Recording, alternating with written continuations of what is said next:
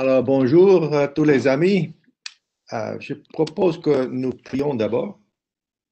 Je ne sais pas si c'était la tâche d'Adrien, mais voilà, on va nous tourner vers le Seigneur.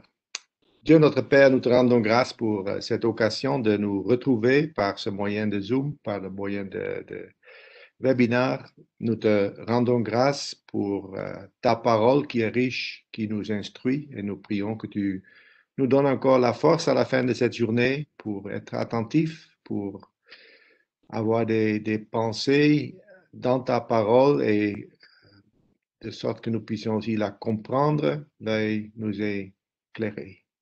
Merci pour chacun qui se joint à nous. Et nous prions aussi dans la suite que nous aurons de bons partages et que nous puissions être enrichis par la foi que nous avons vue dans l'un et l'autre. Nous te remercions et nous nous recommandons à toi au nom de Jésus. Amen. Amen. Voilà le titre de cette série, c'est l'Église, point d'interrogation et la point d'exclamation, je suis là. Et j'espère, et nous espérons en équipe, que vous aurez cette motivation renouvelée lorsque vous avez suivi ces 3 présentations dans les jours qui viennent et que on comprend ce que Dieu est en train de faire et à quoi il nous invite. Voilà, quand Dieu lança le programme Église.exe, exécuter, quel programme est-ce que le Seigneur est en train d'exécuter? Et on va faire un survol historique. Ce n'est pas l'école de dimanche, mais je crois que c'est bien de comprendre qu'est-ce que Dieu est en train de faire. Dans le grand livre que nous avons en main, qu'est-ce qu'il nous communique? Et les premiers quelques mots dans Genèse 1, verset 1, ça dit déjà beaucoup. Au commencement, Dieu. Tout commence avec Dieu. Il est à l'origine de toutes choses. Tout a commencé par lui. Il est le créateur. Et avant lui, l'existence de matière de toutes choses a commencé avec lui. Au commencement, Dieu. Alors, lorsque nous voulons commencer nous cherchons à comprendre qu'est-ce que Dieu est en train de faire dans ce monde. Il faut tout d'abord se réaliser que c'est lui qui est à l'origine et que c'est son plan.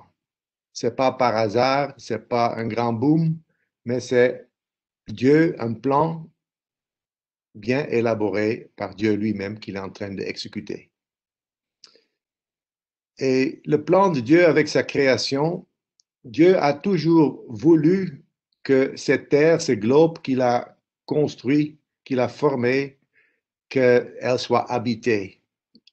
Ésaïe 45 dit que Dieu seul, il a formé la terre et il a fait et qu'il a affermi et qu'il a créé, pas pour qu'elle soit déserte, mais qu'elle soit habitée. Alors c'est le but de Dieu de remplir toute cette globe, toute cette terre avec des personnes qui y habitent et des animaux et des êtres vivants. Voilà le plan très global, bien sûr. Et plus spécifique, Dieu commence à créer l'homme. Et il créa l'homme à son image. Qu'est-ce que ça veut dire que Dieu crée l'homme à son image? Dans les anciens temps, les empereurs, les rois, ils plaçaient, lorsqu'ils ont gagné un autre terrain, un autre pays par le combat, alors ils plaçaient aussi leur présence dans certains endroits sacrés. Dans les temples, ils plaçaient des illustrations, des images de eux-mêmes. Aussi sur les pièces de monnaie, il y avait leur image. Ça signifiait leur présence. Et lorsque Dieu il place son image en l'homme, il met quelque chose de lui-même en l'homme. Et tout d'abord, il a mis la gloire, quelque chose de resplendissant de Dieu lui-même en l'homme. Dieu a voulu que l'homme est le représentant de la gloire de Dieu sur la terre. Et l'homme a été créé, et on peut penser à beaucoup de choses, mais trois choses, je crois que sont importantes. C'est, il nous a donné une intelligence, hein, une capacité de réfléchir pour connaître Dieu. Il nous a donné un cœur pour aimer Dieu et aussi il nous a donné une libre volonté pour obéir à Dieu. On peut choisir. Et après, on verra alors que c'est exactement sur ce point-là que Adam et Ève ont failli. Et l'homme est alors doué des caractéristiques divines. Il peut connaître Dieu, il peut aimer Dieu, il peut obéir à Dieu. Et Dieu a mis quelque chose de sa gloire en lui. Et nous voyons en Genèse chapitre 1 et 2 comment Dieu était au milieu du jardin et il était en communion avec l'homme. Et c'est ça toujours son désir, d'être en communion avec sa création. Il n'a pas créé et il s'est retiré. Quelques peuples de cette terre pensent ainsi, que Dieu, il n'est plus présent. Mais dans la Bible, le Dieu est un Dieu qui est présent dans sa création. Il a voulu habiter au milieu de son peuple, être en communion. Et voilà ce qu'on voit dans le jardin d'Éden, que c'est une réalité. Le plan de Dieu pour l'homme, c'était comme il a voulu que la terre soit habitée, il a créé l'homme et l'homme devrait se multiplier et remplir la terre. Dieu a dit, soyez féconds, multipliez et remplissez la terre, assujettissez-la, dominez sur les poissons de la mer. Alors Dieu a placé l'homme en Éden, mais finalement il a pensé, il a voulu que l'homme se répand sur toute la terre parce que la terre était destinée à être habitée.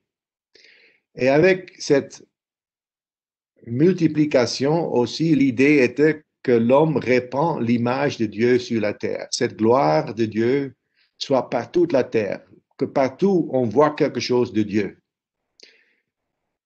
Et il devait aussi régner sur la création, sur les animaux, assujettir la création, montrer qu'il a l'autorité déléguée de la part de Dieu et il commence des projets et il construit des choses. C'était en principe l'humanité comme Dieu a voulu, qu'il vit en toute plénitude sur la terre. Bon, nous savons que Genèse 1 et 2, tout est en ordre, mais déjà dans le chapitre 3, il y a un problème. Et ce problème, ça continue dans toute la Bible jusqu'au Nouveau Testament où on voit finalement qu'il y a une réparation. Et c'est seulement à la fin de la Bible, dans les derniers deux chapitres, que nous voyons que tout est réparé. Alors entrons dans ces détails du péché qui est entré dans la création. C'était la désobéissance. Adam et Ève étaient doués, avaient la faculté de choisir, d'obéir à Dieu. Et il y avait ces deux arbres dans le jardin et ils ont choisi de ne pas se soumettre à Dieu en mangeant de l'arbre de la vie. Au lieu de manger de cet arbre, ils ont mangé de cet arbre de la connaissance du bien et du mal. Et ce n'est pas seulement que maintenant ils connaissent le bien et le mal. Avant, ils connaissaient que le bien. Maintenant, ils connaissent aussi le mal. Mais avec cet acte, ils disent aussi, maintenant, nous déterminons ce qu'est le bien et le mal. Avant, c'était Dieu qui disait cela. Et maintenant, nous déterminons pour nous-mêmes, nous suivons notre propre sagesse en disant ce qui est bien et ce qui est mal. Nous serons le juge. En principe, nous plaçons nous-mêmes sur le trône qui appartient à Dieu. Et c'est exactement ce que Satan disait aussi, que vous serez comme Dieu, des dieux ou un Dieu. Voilà, l'homme a choisi de ne pas représenter Dieu sur la terre. Et avec cela, il a choisi aussi la mort, de ne plus manger de cet arbre de vie, mais maintenant, il subit les conséquences du péché, la mort. Et la mort, en principe, c'est la séparation de Dieu. C'est plus être en communion avec Dieu comme Dieu a voulu. Dieu est en Éden et l'homme, maintenant, il ne peut plus rester en Éden. La séparation est une réalité. Le salaire du péché, c'est la mort. Et Romains 3 dit ça aussi très clairement lorsqu'on pense à la gloire de Dieu. Maintenant, avec Adam et Ève, toute l'humanité a péché et à cause de ce péché qui est entré dans le monde, nous sommes tous privés de la gloire de Dieu. Il nous manque quelque chose. Cette image de Dieu n'est plus comme avant, si glorieuse, mais c'était troublé. C'est pas entièrement disparu. L'homme est toujours porteur de l'image de Dieu. Il a toujours une capacité de réfléchir, de connaître, mais au lieu de chercher à connaître Dieu, il cherche à connaître autre chose. Au lieu d'aimer Dieu, et maintenant il aime son cœur, son amour se tourne vers d'autres choses. Au lieu d'obéir à Dieu, il choisit maintenant ses propres plans. Voilà l'image de Dieu a souffert. Mais Dieu n'a pas oublié son plan dès le début et il continuera et on verra ça dans la suite. Et avec l'homme aussi, la création elle-même est tombée et maintenant, Paul dit, elle est soumise à la vanité. Alors aussi, la création elle-même devrait être un jour renouvelée. Et déjà dans Genèse 3, verset 15, Dieu donne une promesse. Il dit que je mettrai inimitié entre toi et la femme, il dit ça au serpent, entre ta postérité et sa postérité, celle-ci t'écrasera la tête et tu lui blesseras le talon. Alors un jour, la descendance de la femme, la promesse d'un rédempteur, il va écraser la tête du serpent. Le mal sera un jour vaincu et c'est déjà annoncé en Genèse 3. Dieu donne aussi une promesse de restauration de la création. Il va renouveler la création qui est tombée dans la vanité. Dieu va renouveler l'homme et aussi toute la terre. Et c'est nous qui attendons aujourd'hui la rédemption. La rédemption de tout notre être, corps, âme, esprit. Et lorsque nous croyons au Seigneur, nous sommes déjà renouvelés, nous sommes déjà une nouvelle créature, mais nous attendons toujours cette rédemption de notre corps. Et finalement, nous voyons que Dieu, il prépare une nouvelle création où il peut finalement de nouveau habiter au milieu de son peuple. Ça se réalise jusqu'à la fin de la Bible, en Apocalypse, nous verrons que cette nouvelle création est une réalité. Mais il faut beaucoup, c'est un long chemin jusqu'à ce temps-là. Et nous voyons que l'homme est renvoyé d'Éden et il y a une population qui commence à grandir sur la terre, mais le mal se multiplie. Le mal était inné et Dieu voit que toute la terre était contaminée par le mal partout et il décide alors d'envoyer un déluge et pour purifier son habitation. Et après, il a trouvé Noé en tant que seul juste, un homme de foi, et avec lui, sa femme, ses 3 enfants et leurs femmes, alors 8 personnes au total, ils entrent dans un autre monde. Pas un nouvel monde, mais un monde renouvelé par le déluge. Et après, il dit encore, multiplier et remplir la terre. C'est en principe le même commandement qu'Adam et Ève ont entendu. Dieu recommence avec un autre, un redémarrage avec Noé et sa famille. Ça n'a pas duré très longtemps où aussi de nouveau on voit un échec. La tour de Babel était un symbole de rébellion contre le plan de Dieu. Les hommes disaient que on va construire une ville et une tour dont le sommet touche au ciel. Et faisons-nous un nom afin que nous ne soyons plus dispersés sur la face de toute la terre. On ne veut pas être dispersés, on veut être ensemble. Construisons un tour afin que nous montons jusqu'au ciel pour entrer en communion avec Dieu. Vous voyez, c'est exactement contraire au plan de Dieu. Dieu a voulu descendre sur la terre, voir que son image se répand sur la terre et l'homme, il veut rester à un seul endroit. Et alors Dieu, il disperse l'homme. Les hommes voulaient avoir accès à la demeure de Dieu par leurs propres moyens et Dieu décide d'annuler leur mauvais plan et les fait se répandre sur toute la terre. La référence n'est pas bonne. La référence est Genèse 11 au lieu de Genèse 7. Et après, nous sommes dans Genèse 11. Dieu, au lieu de commencer avec toute l'humanité en espérant que toute l'humanité va s'améliorer et va se tourner vers lui, Dieu commence à appeler un homme au milieu des peuples idolâtres. En Ur des Chaldéens, il appelle Abraham. Et il l'appelle pour être son instrument. Et il lui donne des promesses. En Genèse 12, un autre chapitre dans le plan de Dieu commence. Et Dieu dit à Abraham, lorsqu'il est arrivé dans le pays de Canaan, il dit, tu seras une grande nation. Actuellement, tu es encore seul, mais tu seras une grande nation. Et Dieu donne la bénédiction. Il promet de le bénir. Et il dit, je veux rendre ton nom grand. C'est la bénédiction. Tu seras respecté. Tu seras quelqu'un sur la terre. Et tu seras une source de bénédiction pour les gens autour de toi. Mais en plus, toutes les familles de la terre seront bénies en toi. Dieu voulait toucher tous les êtres humains sur la terre à travers Abraham. La bénédiction devait se répandre sur toutes les familles de la terre.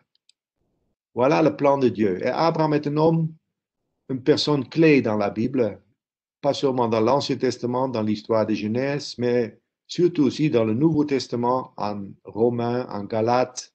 Nous voyons beaucoup de versets qui parlent d'Abraham. Il n'est pas seulement le père du peuple juif, des Israélites qui sont issus de lui, mais il est appelé le père de tous les croyants.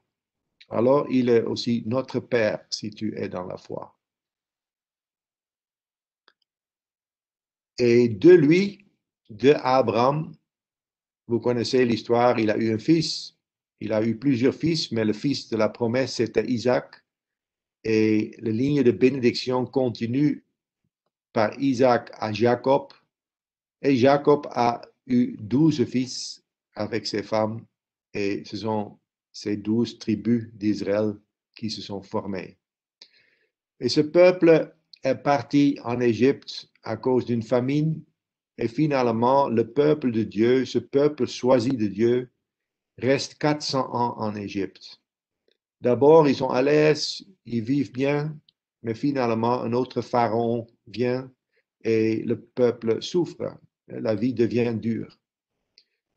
Et avec une puissante main, Dieu fait sortir son peuple d'Égypte. Vous connaissez l'histoire qu'ils doivent passer par la mer Rouge et Dieu les conduit dans le désert. Pendant 40 ans, il forme son peuple. C'est un chemin vers Canaan de quelques semaines. Mais finalement, aussi par leur désobéissance, il reste 40 ans dans le désert. C'est un temps de formation où Dieu prépare son peuple pour entrer dans un pays promis. Et là, dans le désert, il y a des choses importantes qui arrivent. Tout d'abord, Dieu, il fait une alliance avec son peuple. Ce peuple est un peuple modèle. Et Dieu dit en Exode 19, il dit, si vous écoutez ma foi et si vous gardez mon alliance, vous m'appartiendrez entre tous les peuples, car toute la terre est à moi. Vous serez pour moi un royaume de sacrificateurs et une nation sainte. Ça, c'est l'engagement que Dieu demande. C'est l'alliance et il demande alors un engagement de la part du peuple. En résumé, vous me serez un royaume de sacrificateurs, vous serez des intermédiaires entre le peuple de la terre et moi. Ils seraient alors des médiateurs entre Dieu et l'homme. Un royaume des sacrificateurs et aussi une nation à part, sainte, mis à part pour être consacrés à Dieu. Et Dieu fait construire aussi une tente, un lieu de rencontre dans le désert, ce tabernacle qui a toute une construction symbolique aussi de, de l'acte de la présence de Dieu. Dieu réside dans le lieu le très saint et nous voyons les chérubins qui se penchent au-dessus de l'arche de l'alliance. Et là, c'est le sang qui est versé et c'est là où Dieu dit, c'est là où je me rencontrerai avec les sacrificateurs. Il faut dire en singulier parce qu'ici c'est le souverain sacrificateur. C'est l'idée que tout le peuple sera des royaumes des sacrificateurs. Mais dans la pratique, on voit d'abord, c'était une seule personne, une fois par année, qui rencontre Dieu. Mais dans le cœur de Dieu, c'était que chaque personne du peuple de Dieu pouvait être sacrificateur, s'approcher de Dieu. Voilà le plan de Dieu, une alliance avec son peuple pour les faire sacrificateurs et pour habiter au milieu d'eux, avoir un lieu de rencontre. Lévitique 26 nous résume ce plan. Dieu dit, j'établirai ma demeure au milieu de vous. Je marcherai au milieu de vous. Et je serai votre Dieu et vous serez mon peuple.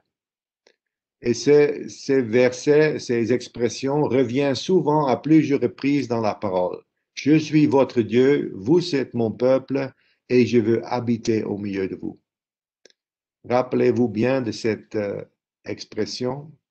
Et lorsque vous lisez l'Ancien Testament, le Nouveau Testament, partout, vous voyez que Dieu se déclare votre Dieu, leur Dieu.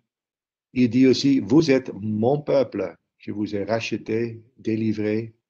Et aussi, j'ai un désir, c'est de demeurer au milieu de vous, de marcher au milieu de vous, de habiter au milieu de vous.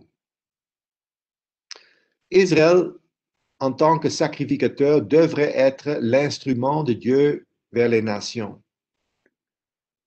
En Deutéronome 26, nous voyons que Dieu dit, aujourd'hui, l'Éternel t'a fait promettre que tu seras un peuple qui lui appartiendra comme il te l'a dit, et que tu observeras tous ses commandements afin qu'il te donne sur toutes les nations qu'il a créées la supériorité en gloire, en renom et en magnificence, et afin que tu sois un peuple saint pour l'Éternel, ton Dieu, comme il te l'a dit.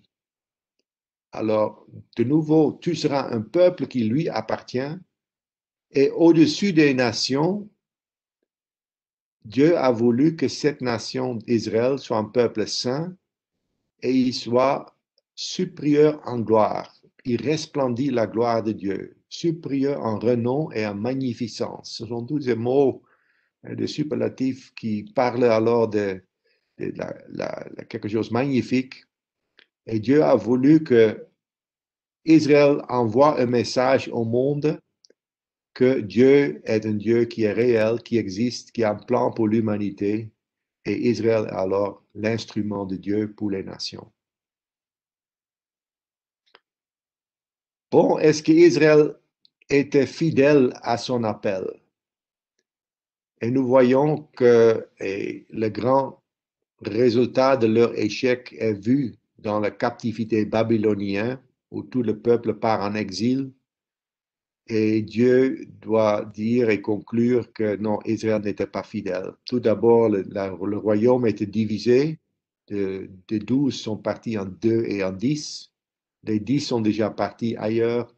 Et les 2 étaient aussi finalement, ils étaient aussi désobéissants. Vous voyez ça dans l'histoire des rois. Il y a quelquefois un bon roi, mais souvent c'était un mauvais roi. Et alors, en résumé, Israël, qui devrait être le serviteur de Dieu, n'a pas été une lumière des nations. Alors, Dieu décide de arranger son plan. Dieu envoie le véritable serviteur de l'Éternel, qui se présente dans le livre d'Ésaïe. Et il dit de ce serviteur, c'est peu que tu sois mon serviteur pour relever les tribus de Jacob et pour ramener le reste d'Israël. Je ne t'envoie pas seulement pour Israël, il dit, Je t'ai établi pour être la lumière des nations et pour porter mon salut jusqu'aux extrémités de la terre. Alors Dieu prépare un autre serviteur qui vient, qui est issu d'Israël, qui a en principe Israël, le fidèle Israël en une personne. Et Dieu dit, je t'ai établi pour être la lumière, pas seulement pour Israël, mais pour les nations. Ce qu'Israël a dû faire, maintenant ce serviteur le fait. Et qui est ce serviteur?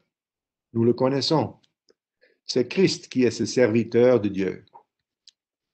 Il dit, moi, je suis la lumière du monde. La lumière aux nations pour les éclairer. Le monde, le peuple qui gît dans les ténèbres a vu une grande lumière. Et lorsque le vieux Simeon, dans le temple, il tient le bébé Jésus en main, il dit, maintenant, Seigneur, tu laisses ton serviteur s'en aller en paix selon ta parole, car mes yeux ont vu ton salut. Salut que tu as préparé devant tous les peuples, lumière pour éclairer les nations, et gloire d'Israël ton peuple. Il a vu quelque chose, ce que les autres ne voyaient pas encore. Mais de manière prophétique, il parle de Christ, il dit, il tient le bébé en main, il dit que c'est ton salut, Seigneur, c'est une lumière pour éclairer les nations. Et c'est aussi une gloire pour Israël, gloire d'Israël. Alors Christ, nous savons, il est venu pour Israël premièrement, mais aussi pour les nations. Et lorsqu'on se rappelle de cette image de Dieu, nous voyons que Jean, l'apôtre Jean, il écrit dans son évangile, il dit que nous avons contemplé sa gloire, une gloire comme la gloire du Fils unique venant du Père. Il voit en Christ, en Jésus, la gloire resplendissante de Dieu. Et Hébreu dit ça avec autre mot. Nous lisons, le Fils est le reflet de sa gloire et l'empreinte de sa personne. Alors, le copie, la cachet de Dieu, la marque, le reflet de sa gloire. Colossiens dit, il est l'image du Dieu invisible. On ne peut pas voir Dieu, mais on voit Christ. Il est l'image de Dieu. Il n'y a pas de différence. Celui qui m'a vu a vu le Père, dit Jésus. Alors maintenant, Dieu commence un plan de restauration aussi de l'image de Dieu en l'homme. Et il place alors le modèle parfait devant nous. La gloire de Dieu resplendit en Christ en toutes choses. L'autre image qui était troublée par le péché, maintenant, celui qui était sans péché est devant nous. Il est le resplendissement de sa gloire. Et Christ, il a eu une mission de Dieu. Et cette mission, il a voulu exécuter. Il dit, je t'ai glorifié sur la terre à la fin de sa vie. C'était pour rendre gloire à son Père. Et comment il a glorifié son Père? Comment il a rendu gloire? Il dit, j'ai achevé l'œuvre que tu m'as donnée à faire. Et généralement, comment nous pouvons glorifier Dieu? C'est en achevant l'œuvre qu'il nous a donnée à faire. Bon, on verra dans la suite ce qu'est cette œuvre que Dieu aussi nous a donnée à faire. Mais tout d'abord, nous voyons la transmission, la continuation de la mission de Christ vers nous. Il dit, comme le Père m'a envoyé, moi aussi je vous envoie. De la même manière, avec la même mission, Dieu le Père m'a envoyé pour être lumière des nations, je vous envoie pour atteindre toutes les nations. Et il ne les renvoie pas avec des mains vides, mais il souffle sur eux et dit, recevez le Saint-Esprit. La puissance d'en haut est leur part et ils commencent leur mission. Et cette mission était répétée dans tous les 4 évangiles et aussi en Actes des Apôtres. Matthieu dit, faites disciples de toutes les nations. Marc, allez par tout le monde. Luc, prêchez à toutes les nations. Et nous avons déjà vu Jean, que la mission de Christ est, comme le Père m'a envoyé, je vous envoie. Et acte 1 dit, jusqu'aux extrémités de la terre, vous serez mes témoins. Commençant par Jérusalem, mais finalement jusqu'au bout du monde. Et voilà, alors le plan de Dieu continue maintenant. C'est une transition d'Israël vers Christ. Et maintenant, c'est les disciples de Christ qui sont envoyés comme Christ était envoyé.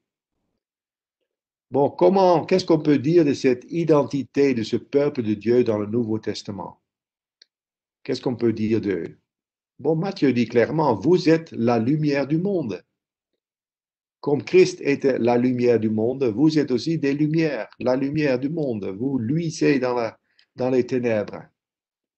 Vous apportez la bonne nouvelle. 1 Pierre 2 dit, vous êtes une race élue, une sacrificature royale. Les mêmes mots de l'Ancien Testament qui étaient appliqués à Israël, c'était pour Israël. Maintenant, nous voyons que le peuple de Dieu dans le Nouveau Testament, Pierre dit, c'est une race élue, une nation sainte, un sacrificateur royal. Et ils sont alors des sacrificateurs, des médiateurs entre Dieu et les hommes. Ils se présentent devant Dieu avec les sacrifices de louange et les sacrifices de leur bien, mais aussi des prières. Ils intercèdent pour un monde dans le désespoir. Qui sommes-nous aujourd'hui dans le temps de COVID-19? En tant que sacrificateur, on peut intercéder pour un monde qui ne sait pas comment continuer et nous pouvons nous tourner vers Dieu en leur faveur. Et nous sommes aussi un peuple qui porte l'image de Dieu. C'est un processus, mais le destin, c'est que nous sommes prédestinés à être semblables à l'image de son Fils. Que la marque de Dieu, l'empreinte de Dieu soit sur nous. Et ça, c'est un processus, comme je disais, que ça devrait être manifesté de plus en plus. 2 Corinthiens dit, nous sommes transformés en la même image de gloire en gloire, pas à pas, chaque jour un peu plus. C'est comme l'image de Dieu est d'abord un peu floue, mais de plus en plus qu'on marche avec le Seigneur, cette image devient plus claire. La poussière et les bosses et tout est enlevé et de plus en plus on voit l'image de Dieu. En principe, on voit Christ en nous. Et nous sommes appelés à être des porteurs de l'image de la gloire de Dieu dans le monde. Que là où nous sommes, quelque chose de la gloire de Dieu est visible. Son amour, sa sainteté, quelque chose de l'unité que nous manifestons. Mais aussi la miséricorde, la justice. Là où le peuple de Dieu aujourd'hui se trouve, quelque chose de Dieu devrait être visible. En principe, c'est le royaume de Dieu. C'est la seigneurie de Christ dans le monde qui se réalise pas à pas. On n'est pas encore au but, mais on est en route. On est transformé en l'image de Dieu. Ce peuple est aussi un peuple qui est appelé à glorifier Dieu. Et comment on glorifie le Seigneur? Éphésiens nous appelle que nous sommes créés, élus et choisis pour célébrer sa gloire. Mais comment on célèbre la gloire? Est-ce que c'est en chantant des cantiques? Aussi, mais il y a beaucoup plus. Nous voyons, et on a déjà vu ce verset, non, je ne crois pas, on a vu ce verset, mais c'est lorsque les gens voient nos bonnes œuvres, alors ils glorifient Dieu pour ce qu'ils reçoivent, pour ce qu'ils voient. Alors, en faisant des bonnes œuvres, on rend gloire à Dieu. En montrant l'unité que les gens voient, et ils vont croire lorsqu'ils voient un peuple de Dieu uni, pas divisé, pas en train de guerreler, mais en unité, en harmonie. Aussi par notre sainteté. Aujourd'hui, dans un monde où il y a beaucoup de de désordre sur le plan sexuel, où le peuple de Dieu devrait être marqué par la sainteté, une vie sainte. Et aussi lorsque nous exerçons nos dons, les dons que nous avons reçus. Pensez à un don de prophétie, un don d'évangélisation, un don de miséricorde, d'enseignement, de présidence. Il y a beaucoup de dons, mais c'est Adrien prochainement qui va en parler. Aussi, une autre chose auquel on ne pense pas souvent, c'est que Dieu se glorifie lorsqu'on souffre pour Christ. Aujourd'hui, il y a beaucoup de gens, mes frères et sœurs dans le monde, qui souffrent pour le nom du Seigneur. Et Dieu est glorifié. Dieu se glorifie lorsque ses enfants sont maltraités, sont rejetés, sont ignorés. Et il les console, il les fortifie et il montre sa gloire. Et encore un autre point, c'est le fruit dans nos vies. Dieu est glorifié lorsqu'il y a un fruit. Et on peut penser à beaucoup de choses qui se présentent dans nos vies. Voilà, nous sommes un peuple appelé à glorifier Dieu. Et là, on voit que ce peuple de Dieu, cette Église, est celle qui exécute le plan de Dieu. Le monde des ténèbres, le monde dans les lieux célestes, les dominations, les autorités dans les lieux célestes, ils connaissent aujourd'hui, par l'Église, la sagesse infiniment variée de Dieu, selon le dessein éternel qu'il a mis à exécution par Jésus-Christ notre Seigneur. Dieu a commencé quelque chose à exécuter par Christ. C'est un dessein éternel, un plan qu'il a eu dès le début. Et nous voyons aujourd'hui, c'est par l'Église qui communique la sagesse variée de Dieu à un monde visible, mais aussi à un monde invisible, selon ce verset, aux dominations et autorités dans les lieux célestes. Alors, le témoignage de l'Église se répand sur toute la terre. Et c'était le plan de Dieu, le dessein éternel. Le royaume de Dieu est en train de grandir et pas un pas partout où l'Église met son pied, un croyant, il place son pied, alors là, le royaume est visible. Les principes du royaume. Et le royaume, c'est rien d'autre que Jésus est Seigneur à cet endroit. Dans mon cœur, dans ma maison, dans mon entreprise, dans l'école, là où il est Seigneur, le royaume est rendu visible. Et alors le plan de Dieu se réalise. Il dit, vous êtes un peuple saint, pardon, un temple saint.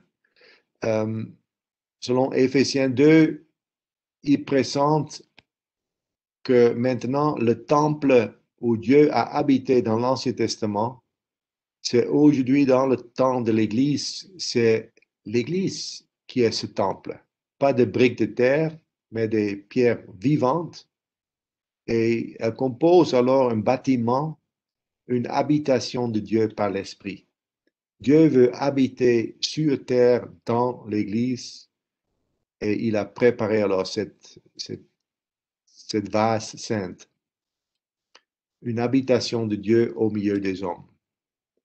On voit déjà que Éden réapparaît. Et finalement, en Apocalypse, on doit sauter un peu à cause du temps aussi, mais nous voyons que la mission de Dieu, exécutée par Abraham, par Israël, par Christ, par l'Église, vient de s'accomplir. Et aussi, la création est renouvelée. Jean dit, je vis un nouveau ciel, une nouvelle terre. Je vis descendre du ciel d'auprès de Dieu, la ville sainte, la nouvelle Jérusalem, préparée comme une épouse qui s'est parée pour son époux. J'ai entendu du trône une voix forte qui disait, voici le tabernacle de Dieu avec les hommes. Il habitera avec eux, ils seront son peuple et Dieu lui-même sera avec eux. Vous voyez déjà le refrain. Il est le Dieu, ils seront son peuple, il habitera au milieu d'eux. Le tabernacle, le demeure de Dieu est avec les hommes. Et maintenant, la question est, qu'est-ce que nous faisons lorsque nous voyons ce grand plan de Dieu. Dieu a préparé des œuvres d'avance pour nous. Il nous invite, il nous a donné des dons. Et en principe, il pose la question, est-ce que tu es disponible? Est-ce que tu es prêt? Prête? Peut-être jusqu'ici, tu as demandé, où est-ce que Dieu trouve une place dans mon plan? J'ai mon plan pour ma vie, mais je veux quand même inclure Dieu parce que je suis chrétien. Et maintenant, il faut penser d'une autre manière. C'est Dieu qui t'invite à prendre place dans son plan. Il t'invite à participer à ce qu'il est en train de faire. Et là, la vie devient intéressante. C'est là où les choses commencent à bouger, lorsque je découvre que je suis fait pour participer au plan de Dieu. Et il m'a donné des dons, des capacités. Et ainsi, je peux participer à proclamer la bonne nouvelle aux nations. Ça commence à Jérusalem, là où je suis actuellement, mais le cible, c'est au bout du monde. Et on proclame la bonne nouvelle, mais aussi on devient une bonne nouvelle. Là où on est, on vit en tant qu'enfant de Dieu, on resplendit la gloire de Dieu, l'image de Dieu est visible là où je suis, par mes actes, par mon amour, par mes gestes, par la façon que je travaille, par mes aides, etc. Alors, on proclame la bonne nouvelle, mais on devient aussi une bonne nouvelle. Et le dernier, c'est la question, l'Église. Pourquoi l'Église? Et est-ce qu'on est là? Aujourd'hui, l'Église est l'instrument par lequel Dieu exécute son plan. Et nous sommes invités alors à rejoindre le plan de Dieu. Paul posait la question lorsqu'il a rencontré le Seigneur, il dit, que ferai-je, Seigneur? Et le Seigneur a un plan pour nous. Et il nous invite d'être instruments dans son orchestre. Nous avons choisi cette image, cette métaphore d'orchestre.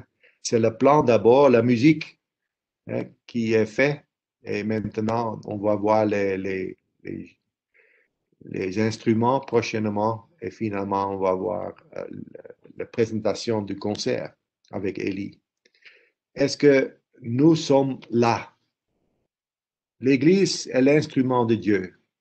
Dieu a choisi un peuple, il a formé un peuple et il a appelé cette église, ce peuple Église. Et on a besoin de toi. Et la question est, est-ce que tu es disponible? Est-ce que tu es là? Et notre prière de ces trois messages que nous allons donner, c'est que chacun dit, oui, je veux m'engager, je suis là. Merci beaucoup. J'arrête ici.